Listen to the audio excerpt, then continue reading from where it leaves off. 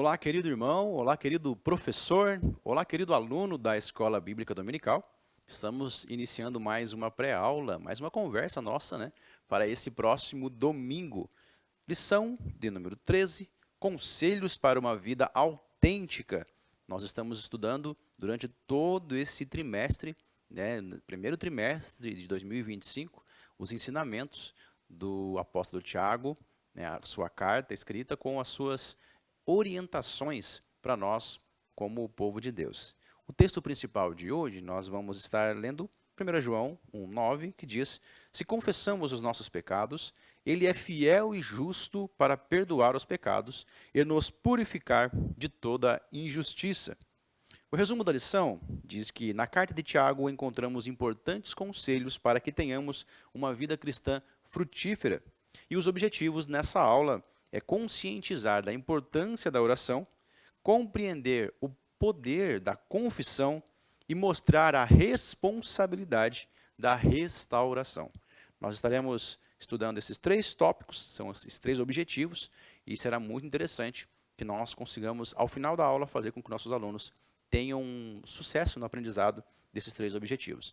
Querido, antes de continuar na nossa aula, já quero dizer para você ficar atento que durante essa aula, ou essa pré-aula, nós teremos três dinâmicas que vocês poderão aplicar para os seus alunos aí durante a aula, se você achar que elas são interessantes.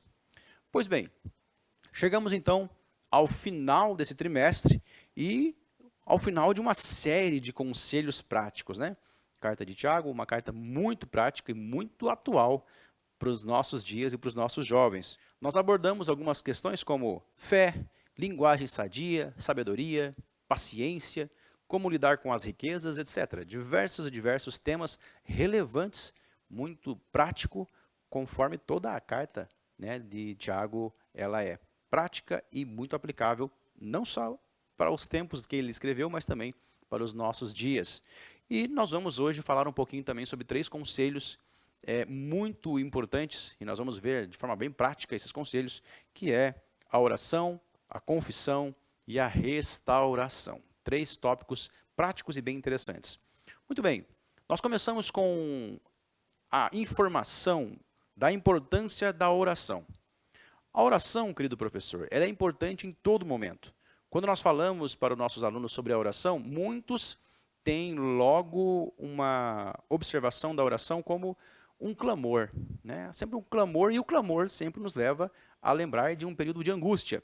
Então, logo imagina-se que orar é para períodos de angústia, orar é para períodos em que você precisa de Deus para Ele fazer algo na sua vida.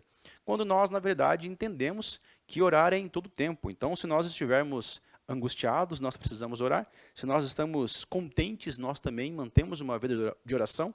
Oração é em todo tempo, né? A palavra de Deus já nos alerta. Orar sem cessar. Sem cessar. Ou seja, se cessou a angústia, a oração não pode cessar. Se cessou o momento de tristeza, momento de dor, momento de doença, a oração não pode cessar. Ela deve continuar em todo momento, porque a oração é a comunicação, é o elo de comunicação entre o cristão e Deus. É o elo que nós colocamos. A oração, o crente que ora, ele prova que, na verdade, o centro da sua vida é Deus. Nas suas angústias, ele está orando. Nas suas bonanças, ele também está orando. Né? Na sua alegria, na sua tristeza, ou seja, não importa a situação, não importa o contexto em que ele vive, a oração está sempre presente. Isso prova que Deus é o centro da sua vida e não as circunstâncias. Pois bem, na sequência, Tiago nos fala sobre a oração da fé. Hebreus, no capítulo 11, o verso 6, já diz, ora, sem fé é impossível agradar-lhe. Porque é necessário que aquele que se aproxima de Deus creia que ele existe e é galardoador daqueles que o buscam. A importância de nós orarmos e orarmos com fé. A oração não é simplesmente uma rotina, a oração não é simplesmente uma obrigação, mas a oração da fé é pedir pelo impossível. A oração da fé é enxergar aquilo que não existe. A oração da fé é enxergar aquilo que está além daquilo que é imediato. Né? Orar com fé é orar crendo. Orar com fé é orar acreditando que há algo além daquilo que eu não posso enxergar, que há algo além daquilo que eu não posso fazer. Né? O impossível, Deus faz. A palavra de Deus nos deixa claro que Deus, ele é um Deus do impossível. né? Deus pode fazer. Deus pode realizar, Ele pode ir além. E mesmo quando nós não enxergamos isso durante a oração da fé, né? A oração da fé, ela, conforme Tiago já nos traz, ela cura. A oração da fé, ela traz remissão. A oração da fé, ela move aquilo que nós achamos que não teria como mover. E no subtópico 3, do tópico 1, Tiago nos traz a oração pelo próximo. Comunhão, empatia, altruísmo, né? É o inverso daquilo que Tiago já trabalhava com as questões das dissensões, dos conflitos, das invejas. Ou seja, o egoísmo. Quando nós intercedemos, oramos pelo próximo, nós estamos abrindo mão dos nossos próprios objetivos, dos nossos próprios desejos, e estamos abrindo mão das nossas paixões egoístas, e estamos orando em favor do outro, para que o outro seja abençoado, para que o outro seja beneficiado, para que o outro seja alvo das bênçãos de Deus, e não nós. Orar pelo outro, interceder pelo outro, é o oposto de todas as paixões mundanas. Orar pelo outro é o oposto de todos os conflitos e os desejos carnais, e todos os desejos que brotam de conflitos, de invejas e dissensões, conforme Tiago nos traz. Então, orar pelo outro é um ato de esvaziar-se de si, para que nós possamos nos encher de compaixão e interceder pelo próximo. Muito bem. Aqui eu quero trazer a nossa primeira dinâmica nesse tópico. Se você achar, professor, que é interessante você utilizar, você pode fazê-lo. Você pode pedir para que um aluno ele se voluntarie e para que seja vendado, né? Seja colocada uma venda nos olhos dele. Feito isso, esse aluno que se voluntariou, ele vai escolher alguém da turma que seja da confiança dele. Esse alguém irá vendar os olhos do aluno que se voluntariou, e o aluno vai escolher um local da sala, ou algum momento, alguma região, ou algo para fazer, para que seja guiado por esse seu colega de confiança. Então, se ele quer pegar algum objeto, se ele quer se destinar a um certo local, ele vai então, vendado, pedir para que esse colega de confiança leve ele até esse local, pegue esse objeto. E então, esse colega vai levá-lo pelo braço até esse local ou até esse objeto. Só que o professor, discretamente, orienta essa pessoa que está guiando aquele menino ou aquela menina para que ela faça um caminho diferente, um caminho não tão óbvio, um caminho não tão reto, tão direto. Para que ela faça um caminho diferente mesmo. Qual que é o objetivo? O objetivo é nós mostrarmos como que funciona a oração com fé. Quando nós confiamos 100% naquela pessoa e damos a orientação para ela, ou melhor, pedimos para ela algo e ela vai nos direcionar da forma com que ela quer, da forma com que ela acha que tem que ser, e não da forma com que eu acho. Então eu quero que ela me direcione até certo objeto, mas talvez na minha cabeça eu iria em linha reta para aquele objeto, mas aquela pessoa vai me direcionar por um outro caminho. Isso é a forma com que muitas vezes acontece na oração com fé. Nós oramos, não sabemos como que Deus irá agir, ou imaginamos que Deus irá agir em uma certa direção, mas Deus começa a nos guiar em uma direção diferente. Mas nós bem sabemos que tudo coopera para o bem daqueles que temem a Deus. Essa dinâmica tem como objetivo que os nossos alunos compreendam como que Deus nos guia durante a oração. Como que Deus nos guia durante as nossas ações após uma oração com fé. Orar com fé é muitas vezes estar até com os olhos vendados, porque nós não conseguimos enxergar as possibilidades. E quando nós somos guiados por Deus, muitas das vezes, Deus nos guia por caminhos que não são lógicos, por caminhos que não fazem sentido para a nossa mente, mas que no final é o caminho das nossas bênçãos, é o caminho daquilo que Deus preparou de bênção para nós, porque muitas vezes o que é bênção para nós não é necessariamente aquilo que Deus tem preparado para nós. Deus tem os seus caminhos, Deus tem as suas formas, e Deus sabe aquilo que nós precisamos, muito além daquilo que nós necessitamos. Deus sabe daquilo que nós precisamos. Então, é importante nós aplicarmos essa dinâmica com nossos alunos, mas também aplicarmos o conceito, né? E explicarmos para ele o que está acontecendo ali. Não apenas fazer a dinâmica, mas explicar para ele, olha, assim como essa pessoa está com os olhos vendados e pedindo um direcionamento para o seu colega de confiança, assim somos nós quando nós oramos. Oramos com fé, pedimos, mas não enxergamos muitas vezes as soluções. E Deus, que é o nosso amigo de confiança, Ele vai nos guiar pelo caminho. E nós, por mais que às vezes entendamos que o caminho parece não ser o mais adequado, mas nós sabemos que Deus está nos guiando em direção àquilo que Ele tem para as nossas vidas. Muito bem, vamos para o tópico 2. O tópico 2 trata sobre a confissão de pecados.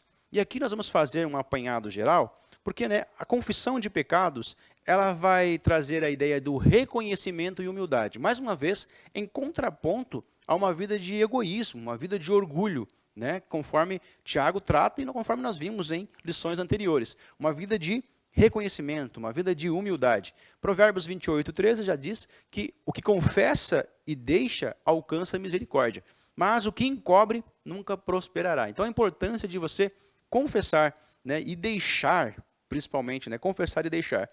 Quando nós olhamos para a ideia da confissão de pecados, estamos falando sobre, primeiro, reconhecer perante Deus a sua soberania e a nossa pequenez, reconhecer perante Deus que nós somos falhos e somos pecadores, mas também na confissão um para com o outro, nós termos o auxílio mútuo nas dificuldades. É confessar também as nossas tentações, as nossas fraquezas, os nossos medos, as nossas inseguranças, auxiliar-nos, levando o peso e a carga uns dos outros. Cada pessoa, ela acaba sendo tentada numa área. Tem pessoas que são tentadas na área financeira, tem pessoas que são tentadas na área da sensualidade, existem pessoas que são tentadas com o apelo pelo poder, pela fama e diversas outras coisas que nós poderíamos aqui citar. Quando nós compartilhamos com os outros, primeiro, que nós começamos a perceber que não somos os únicos que somos tentados nessa área. Há pessoas que passaram pelas mesmas situações e venceram e continuam vencendo.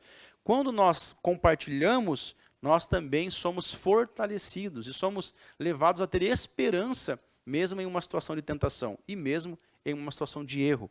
Entendermos que a misericórdia de Deus nos alcança assim como alcançou os nossos irmãos.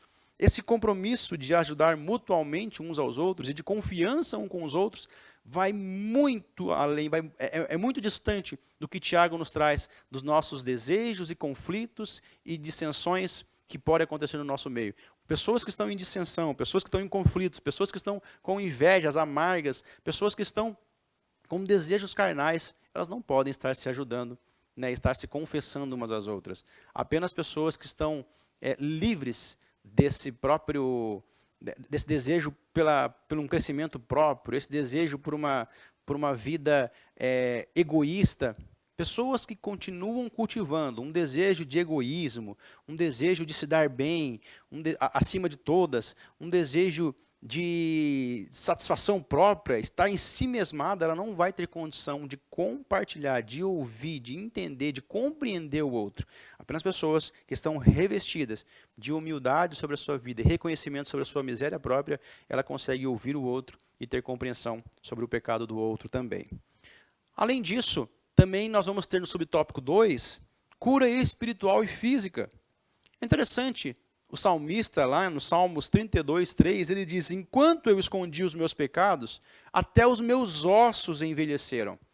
Então, o salmista está dizendo, olha, enquanto o período em que eu estava ali escondendo, não querendo falar sobre o meu pecado, calando o meu pecado, escondendo ele, eu fiquei mal, até os meus ossos envelheceram, eu travei, eu fiquei tensionado. Quando nós falamos sobre o pecado escondido, nós estamos falando sobre tensão, sobre culpa, sobre remorso, tira a nossa paz, gera tensão muscular, muda a nossa respiração, acelera os batimentos. Uma pessoa que está sobre remorso, sobre culpa, ela não consegue ter paz, ela não consegue dormir. Olha a quantidade de situações que podem acontecer fisicamente na vida de alguém por conta da tensão, que acaba levando ela a um desequilíbrio tanto emocional quanto físico. O próprio corpo sofrendo por conta de um pecado não confessado, por conta de um erro não admitido. Então, é muito interessante que nós tenhamos isso. E aí, 1 João capítulo 1:9, que é o nosso texto áureo, se nós confessarmos os pecados, Ele é fiel e justo para nos perdoar os pecados e nos purificar de toda a injustiça. Muito importante que nossos alunos saibam a importância de eles estarem confessando os seus pecados, ajudando também mutuamente uns aos outros. Também nós temos no subtópico 3 o exemplo de Elias. Bom, Que Elias orou não é novidade, nós já sabemos disso. Agora, Tiago, ele enfatiza que esse Elias era como nós. Esse Elias era como eu, como você, professor. O Elias era como os nossos alunos. Elias era como nós, era um ser humano. E Tiago enfatiza. E quando ele orou, aí nós sabemos o que aconteceu. Quando ele orou, Deus se manifestou. Então nós temos que ter essa consciência que nós às vezes olhamos para os grandes homens da Bíblia e parece que nós assistimos um teatro, alguma coisa muito distante, alguma coisa muito longe. Então Tiago está dizendo, o poder, a força não estava em Elias, e sim em Deus, que através da oração de Elias se manifestou e fez obras maravilhosas. Então Tiago está nos chamando para a oração também. Fala, por que Deus não faria com você? Por que Deus não faria no seu tempo? Que nós possamos nos entregar perante Deus e nos entregar em oração o tempo todo, sem cessar, para que Ele também comece a fazer obras maravilhosas através das nossas vidas e no nosso tempo. Nesse subtópico, ou melhor, nesse tópico 2, eu quero sugerir uma dinâmica, que é de você levar, professor, algum peso para a sala de aula, né, uma mochila pesada, ou algum tijolo, alguma coisa que seja pesada de fato, uma mala, e pede para alguém carregar, né, e talvez ficar segurando por um tempo, ficar carregando por um tempo. Às vezes no começo até consegue, mas durante um certo tempo começa a doer os braços, começa a doer as pernas, começa a doer a coluna. E depois você pode pedir para que alguém compartilhe desse peso com essa pessoa. Então você pode chamar ali 3 alunos para que os 3 segurem aquela mala, para que os 3 segurem aquele peso, aquele objeto.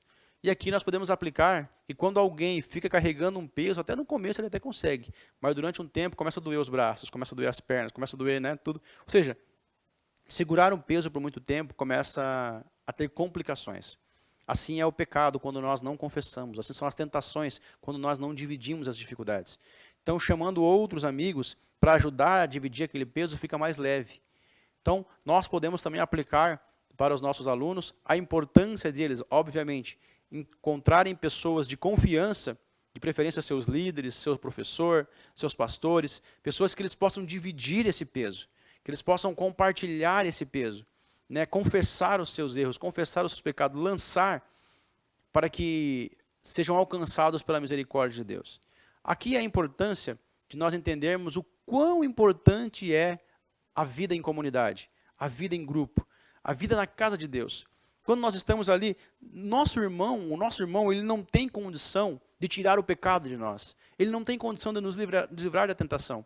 Mas o fato de nós termos humildade suficiente para encontrar no irmão alguém que nós possamos contar, alguém que nós possamos nos vulnerabilizar, entregar, né, parte dos nossos medos, das nossas angústias, nós estamos entrando em um processo em que alguém vai orar por nós, em que nós vamos orar juntos, em que nós vamos batalhar juntos. E nessa confissão nós somos alcançados pela misericórdia. E nessa confissão nós jogamos sobre Jesus o nosso fardo. Nessas confissões nós jogamos sobre Jesus esse peso, porque nós estamos juntos, nos ajudando mutuamente, confessando os nossos erros, confessando nossos pecados, mas nós sabemos que não somos nós, nem eu, nem o meu irmão, que irá tirar esse peso, e sim o Senhor Jesus Cristo, através do seu sacrifício que foi feito na cruz do Calvário. Muito bem, tópico 3, a responsabilidade da restauração. Aqui Tiago, mais uma vez, enfatiza a vida em comunidade e o amor ao próximo. Olha só, o subtópico 1, ele traz a busca dos que se afastaram. Então, mais uma vez, Tiago enfatiza o serviço ao próximo. Né? Quem se afastou, quem está desviando-se do caminho, quem está saindo da comunidade, que nós possamos buscá-lo, o serviço de restaurar essa pessoa, buscar o que se afastou, preocupação com o outro, responsabilidade com o corpo, com a unidade. Muito importante o que Tiago nos traz mais uma vez. Mais uma vez eu repito, pessoas que estão preocupadas apenas consigo mesmas, pessoas que estão preocupadas apenas com os seus cargos, com os seus interesses, com a sua forma de viver, com as suas bênçãos pessoais, elas não vão estar preocupando se outras pessoas estão se afastando. Apenas pessoas libertas da necessidade de estarem em si mesmadas, libertas do egoísmo, libertas dos desejos carnais, libertas das paixões desse mundo, apenas alguém que está liberto consegue assumir responsabilidade de ir buscar o outro. No subtópico 2, desse tópico 3, a restauração do que se desviaram. Não só buscar, mas a restauração.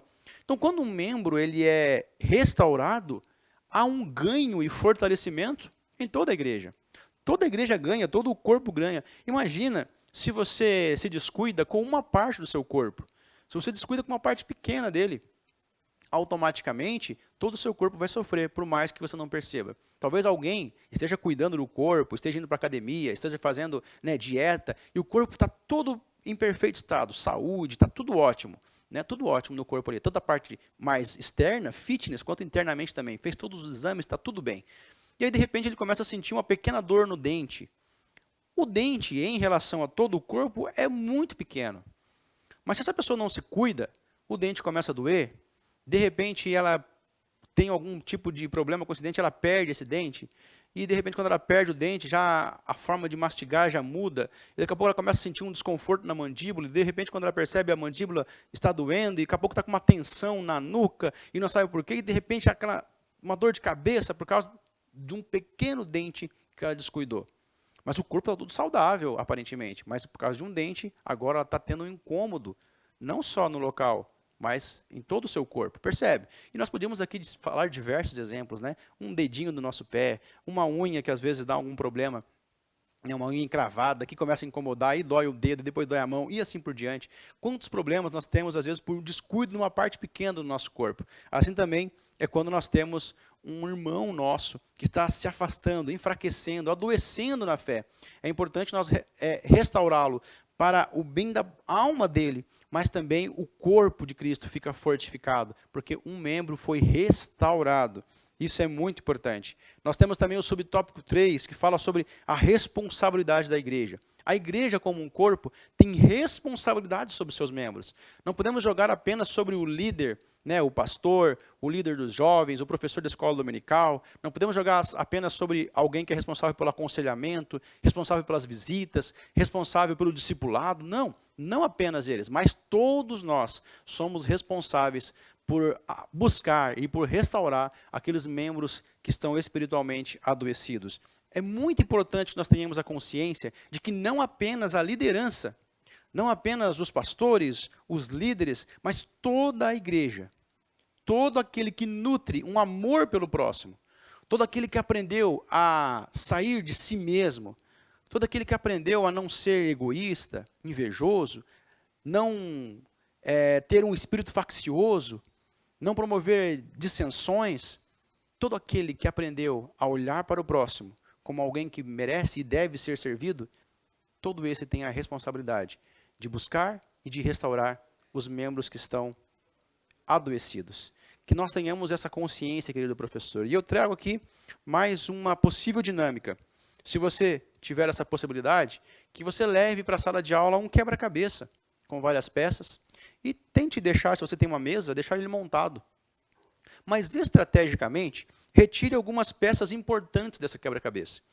Somente uma peça principal, né? Às vezes tem ali uma peça que tem só o céu desenhado ali, mas não precisa tirar ela. Tira parte do desenho, né? Se tiver algum rosto, tira aquela parte do rosto. Se tiver um outro desenho que são... Tira ali 3, 4, 5 peças que são chaves e são importantes. E esconda ela em algum lugar na sala. Quando os seus alunos chegarem, você pode perguntar para eles, gostaram do quebra-cabeça? Né? E talvez alguns vão falar, está faltando uma peça ou outra. E pergunte para eles, vocês gostariam de ver esse quebra-cabeça completo? Se a resposta for sim, e provavelmente vai ser sim, você fala para eles, então, vocês têm a responsabilidade de procurar nessa sala as peças que estão perdidas. E os alunos têm ali alguns minutos para procurar na sala de aula as peças que estão perdidas. E quando eles forem trazendo as peças perdidas, eles vão montando. Ou seja, aqui você pode aplicar para eles que se eles querem ver o quebra-cabeça montado, é responsabilidade deles ir buscar as partes do quebra-cabeça que estão faltando. Assim também nós podemos aplicar nesse conselho de Tiago sobre a restauração daqueles que se foram, daqueles que se afastaram, daqueles que adoeceram. Se nós queremos ver uma igreja forte, uma igreja animada, uma igreja completa, nós precisamos nos responsabilizar de buscar as peças que estão faltando, de buscar as pessoas que se afastaram. Talvez se nós olharmos para a nossa igreja hoje, para o nosso grupo de jovens, talvez, professor, se você olhar para a sala de aula, você pode aplicar isso para os seus alunos, inclusive, talvez hoje é como um quebra-cabeça com algumas peças faltando. Talvez você pode falar para os seus alunos isso, olha, nós aqui somos um quebra-cabeça. E lembre quais são as peças que estão faltando. Talvez o fulano, a fulana, o ciclano, a ciclana. Talvez eles vão citar nomes. E quem sabe já seja a responsabilidade deles da semana, de nós, para o próximo domingo, ou para o próximo culto, ou para o culto da noite, que nós vamos ter, né, no domingo à noite, a responsabilidade deles é buscar esse quebra-cabeça que está faltando. É buscar essa peça do quebra-cabeça que está faltando. Buscar essa pessoa e falar para ela, olha, você é a peça do quebra-cabeça que falta no nosso grupo. Lá na nossa sala de aula, no nosso grupo de jovens, na nossa igreja. Nós precisamos de você, nós queremos você.